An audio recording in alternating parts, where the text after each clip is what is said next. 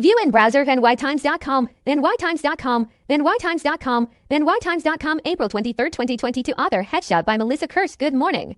A good weekend is one in which you break with the routines of the week. Rosie Barker. Weekends well spent. Consider the weekend 2 entire days uncharted and unblemished, if you're lucky. Blanks to fill in however you wish. That is the view of the weekend from afar from Thursday. Say it when the demands of work or school chafe and you fantasize about how you'll fill those unscheduled hours.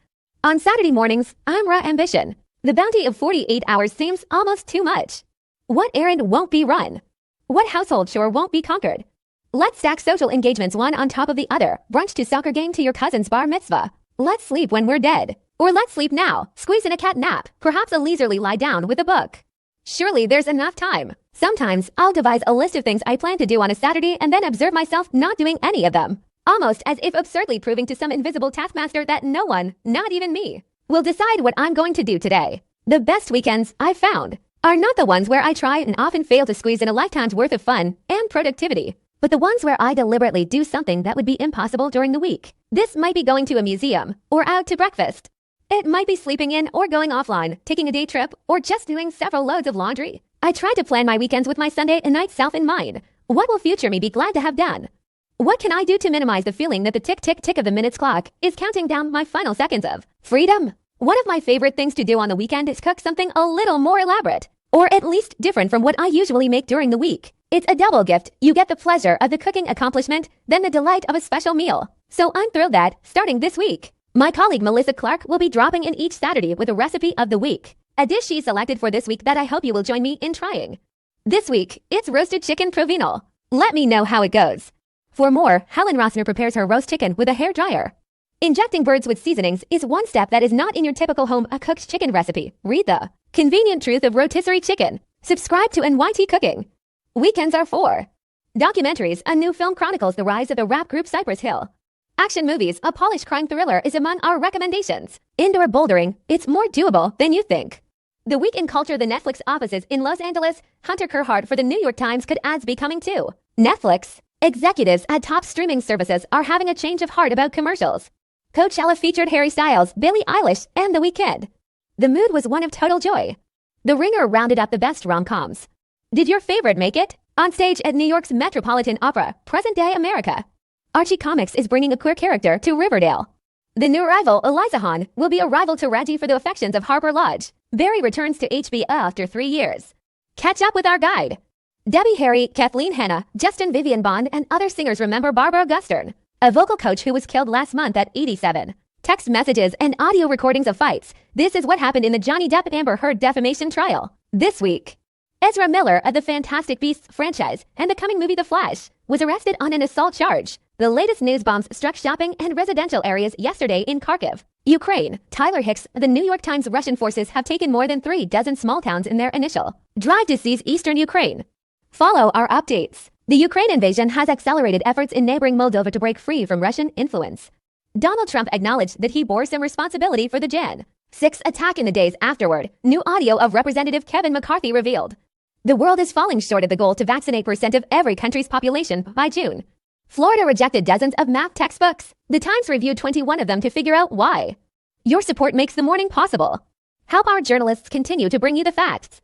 Subscribe today with this special offer. Recipe of the week. Craig Lee for the New York Times. Roasted chicken provenal by Melissa Clark. If your weekend ambitions include cooking a festive meal, consider a roasted chicken provenal. When Sam Sifton wrote about the dish and he told readers to put the chicken in the oven, pour everyone a drink and be nice. Words to live by.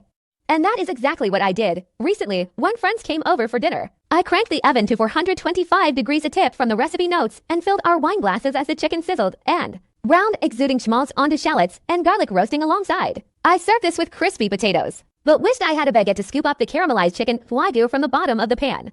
Happily, a spoon worked nearly as well. Real estate Howard Grossman with friends at Stonewall House in Brooklyn. An LGBTQI-friendly housing development. Todd Heisler, the New York Times. I made friends here. Older LGBTQ adults found support they have sometimes lacked at a home created specifically for them. What you get for $850. 0. A 1938 cottage in Richmond. The. A 13-acre retreat in Abita Springs. La. Or a craftsman bungalow in Denver. The Hunt. Empty nesters wanted to downsize. Which home did they choose? Play our game.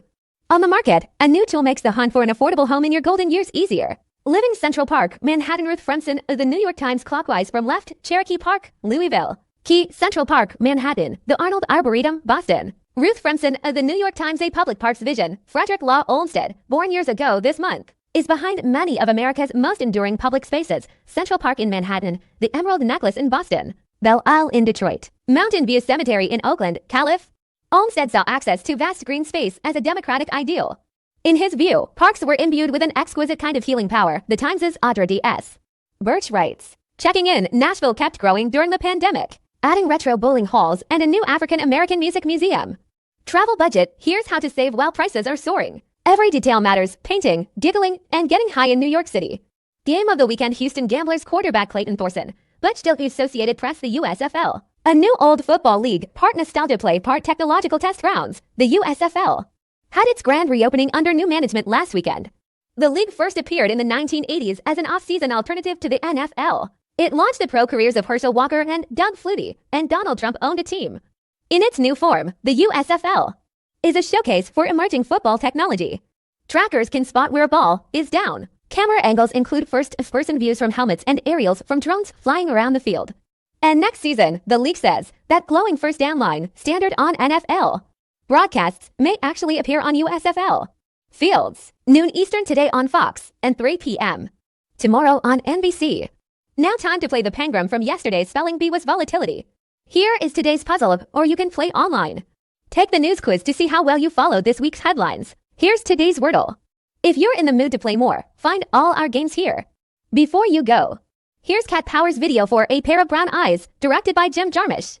Listen to real music from fake artists, like Big Game Hunter, only with vintage signs. Big Sign Hunter is charming. Thanks for spending part of your weekend with the Times. Melissa Claire Moses, Ian Prassett Philbrick, Tom Wright, Apir Santi, Ashley Wu, and Sanam Muir contributed to The Morning. You can reach the team at themorning@nytimes.com. Sign up here to get this newsletter in your inbox. Need help? Review our newsletter help page or contact us for assistance.